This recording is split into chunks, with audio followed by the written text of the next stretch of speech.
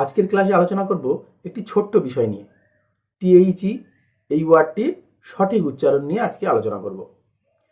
Written ইংলিশে টিএইচই এর সঠিক উচ্চারণটি প্রয়োজন না পড়লেও স্পোকেন ইংলিশের ক্ষেত্রে কিন্তু টিএইচই এর সঠিক উচ্চারণটা খুবই প্রয়োজন।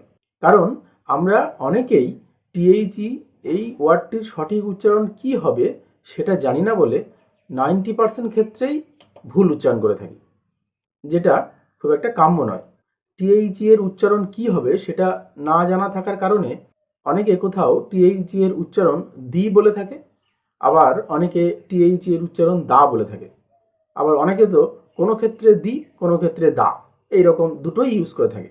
এখন প্রথম প্রশ্ন হলো যে টিএইচই এই শব্দটির সঠিক উচ্চারণ কি, দি নাকি দা, নাকি দুটোই ঠিক? এই প্রথম প্রশ্নের উত্তর হচ্ছে টিএইচই এর উচ্চারণ দুটোই ঠিক, অর্থাৎ দিও হতে পারে আবার দাও হতে পারে। তাহলে সহজেই দ্বিতীয় প্রশ্ন আসছে যে যদি দুটোই ঠিক হয়, অর্থাৎ দিও হয় আবার দাও হয়, সেক্ষেত্রে কোথায় দি ইউজ হবে আর কোথায় দা ইউজ হবে, এই বিষয়টি পরিষ্কার করা দরকার। প্রথমে বলি টিএইচই এর উচ্চারণ কখন দি হবে। যখন টিএইচই এই শব্দটি এমন কোনো ওয়ার্ডের আগে বসে যে ওয়ার্ডের প্রথম লেটার একটি ভাওয়েল, সেক্ষেত্রে সেই টিএইচই এর উচ্চারণ হবে দি। যেমন দি আউল, দি অ্যান্ট, দি অক্স, দি অ্যাস, এটসেট্রা। অর্থাৎ প্রথমে ভাওয়েল আছে এমন ওয়ার্ডের আগে টিএইচই বসলে তার উচ্চারণ হবে দি। পরিষ্কার?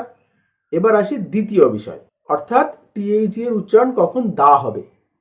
টিএইচই যদি এমন কোনো ওয়ার্ডের আগে বসে যে ওয়ার্ডের প্রথম লেটার একটি কনসোনেন্ট, সেক্ষেত্রে কিন্তু সেই টিএইচইর উচ্চারণ হবে দা। যেমন the box, the cat, the bat, the ball, etcetera. তাহলে আজ থেকে যখন ইংলিশ বলবে বা ইংলিশ পড়বে, এই টিএইচইর উচ্চারণটা খেয়াল করে করবে। তাহলে দেখবে কয়েকদিনের অভ্যাসে বিষয়টি মজ্জাগত হয়ে গেছে এবং আর ভুল হচ্ছে না। তো আজকে এই পর্যন্তই, দেখা হবে পরের ভিডিওতে। ভালো থাকবে সবাই। আর ইংলিশ শিখতে ইংলিশ মেট মানুষ ইউটিউব চ্যানেলটি অবশ্যই সাবস্ক্রাইব করবে।